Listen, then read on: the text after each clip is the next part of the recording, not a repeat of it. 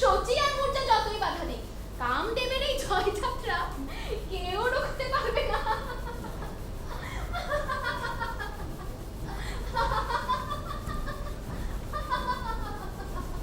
সখী, সেই চিত্রকরী কোথায় গেল? সে কি তার সাথে করে ছবিটা নিয়ে গেছে? সে কি আমার মনটাও তার সাথে করে নিয়ে গেল? না সখী, চিত্রকর তো তোমার বুকে শক্ত করে চেপে ধরে আছো, কিন্তু সেই অদ্ভুত নারী যেন কর্পূরের মতো বাতাসের সাথে মিলিয়ে গেল।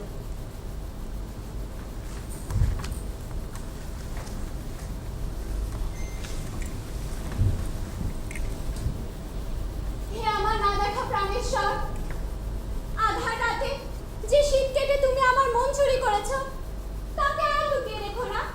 আমার যা কিছু আছে সবটুকু হরণ করে এবার ধরা দাও। চোরের মতো মনে না ঢুকে রাজার মতো সামনে এসে দাঁড়াও। বুঝলাম, রাজকুমারী চোরের প্রেমে পড়েছেন। এখন চলুন চলুন, মহারানী দেখলে আবার হুলস্থুল পড়ে যাবে। হ্যাঁ চলুন।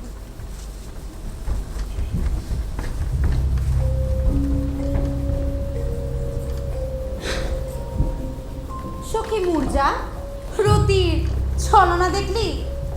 সে প্রতি রাতে রাজা ইন্দ্রনীলের রূপ ধরে স্বপ্নে পদ্মাবতীকে ভোলাচ্ছে। নিজের মাথা একেবারে বিগড়ে দিয়েছে। রাজা যদি স্বয়ংবরে এই রত্নটি পেয়ে যায়, তবে আমাদের বিদ্ধগিরির সেই অপমানের শোধ আমরা কিভাবে নেব? স্বয়ংবরের সভা তো বসবে। রাজা ইন্দ্রনীল সেখানে আসা মাত্রই পদ্মাবতী তাকে বরণ করে নেবে, তা তো বোঝাই যাচ্ছে। এই মেয়ে তো ছবি দেখেই হবে। রাজভোগ কখনো চণ্ডালের হাতে সঁপে দেওয়া যায় না। রতির মত্তের পুতুল রাজা ইন্দ্রনীলকে আমি এত সহজে জিততে দেব না। জগৎ যখন পাপে ভরে যায়, বিধাতা তখন প্লাবন দিয়ে সব ধুয়ে দেয়। আজ আমারও এই প্রেমের খেলায় এক বড় সড়ো প্লাবন আনবো। কিন্তু সখী, স্বর্গের দেবতারা কি আমাদের এই ব্যক্তিগত ঝগড়ায় সাহায্য করবে? তবে চল কলিদেবের কাছে। তিনি একমাত্র যে পৃথিবীতে ঝামেলা পাকানোর জন্য এক পায়ে খাড়া। তিনিই পারবে এই প্রেমের বিয়ে ভাঙতে।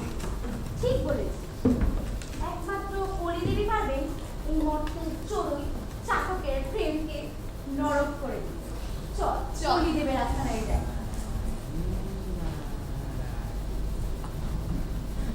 দেবর্ষি, এ কি কাণ্ড শুরু হলো? আমার তো মনে হয় আকাশে এখনো ঝড়ের মেঘ জমে আছে। ঝড় তো আসবেই, কারণ যেখানে প্রেম জাগে সেখানে ঈর্ষাও জাগে। আর ঈর্ষার অগ্নিতে ঘৃত ঢালিবার মতন লোকের অভাব কি এই ত্রিভুবনে আছে?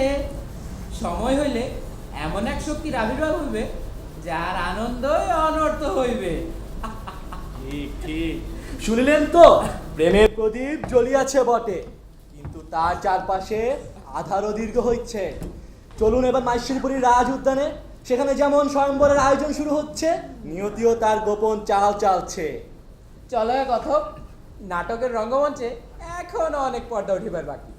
প্রেমের হাসির আড়ালে নিয়তি তাহার গভীরতম খেলা খেলিতে আরম্ভ করিয়াছে। জি দেবর্ষি, চলুন তবে।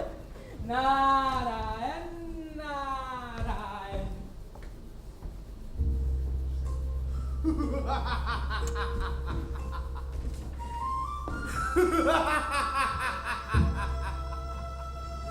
আমি কলি, এই বিশ্ব চলাচলে ঝগড়াঝাড়ি, ডিভোর্স আর বড় নিন্দা বড় চর্চা একমাত্র ডিস্ট্রিবিউটর।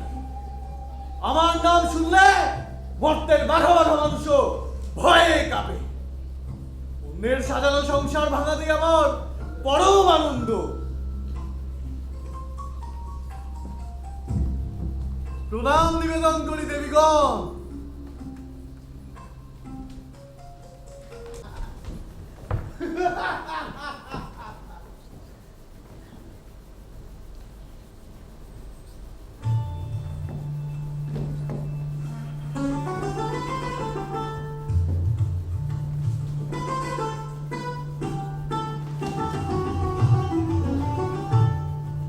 ভাগ্যিস বিধাতা আমাকে কোনো কন্যা দেননি, না হলে এই বুড়ো বয়সে নিজের ভাঙা কোমর সামলাবো না মেয়ের বিয়ের চিন্তা করবো।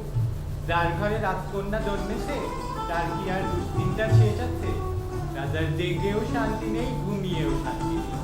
তবে মহারাজ্যে শেষ পর্যন্ত পদ্মাবতীর স্বয়ম্বরে মত দিয়েছেন, এ তো বড় আনন্দের কথা। এখন জগদীশ্বর করুন, সোনার প্রতিমাটি যেন কোনো সুপাত্রের হাতেই হয়। কোনো রাক্ষস মার্কা রাজার হাতে পড়লে তো আমাদের এই রাজ্যটাই রণক্ষেত্র হয়ে যাবে। কে রে ওখানে? ঠাকুর দাদা, প্রণাম জানাই। ওগো, শুনলাম নাকি আমাদের সখীর স্বয়ম্বর হবে? চারিদিকে তো কানাকানি চলছে। কথাটা কি সত্যি নাকি উড়ো খবর?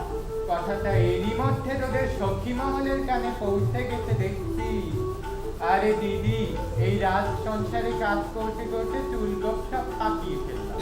আমাকে মিষ্টি কথায় বলালে কি সব খবর পাওয়া যায়? কিন্তু দক্ষিণা না দিলে কি এই বুড়োর বন্ধ মুখ খোলে? আচ্ছা বাবা, আচ্ছা, অত লোভ করতে হবে না। বুড়ো বয়সে লোভ করা স্বাস্থ্যের জন্য ক্ষতিকর। রাজমাতার জন্য সোনার হামানদিস্তায় যে খাঁটি জর্দা আর পান মশলা তৈরি করি, তার থেকে এক ভাগ লুকিয়ে আমি তোমার জন্যও এনেছি। এই নাও। কি করছিস গো দিদি? এবার ঝটপট বলো তো দেখি। তবে হ্যাঁ, এরপর থেকে বেশি লোভ করলে কিন্তু জর্দার বদলে চুল বেশি দিয়ে দিব। তখন বুঝবে বুড়ো বয়সে ঝালের মজা। এবার বলো। ওরে বাবা, চুনের ভয় দেখাস না দিদি। এমনিতেই মুখে দাঁত নেই, তার উপর চুন করলে তো একেবারেই খবর। তবে শোনো, খবরটা একেবারে 100 ভাগ খাঁটি। মহারাজ মন্ত্রীমশাইকে নির্দেশ দিয়েছেন স্বয়ম্বরের সমস্ত রাজকীয় আয়োজন করবার। কি?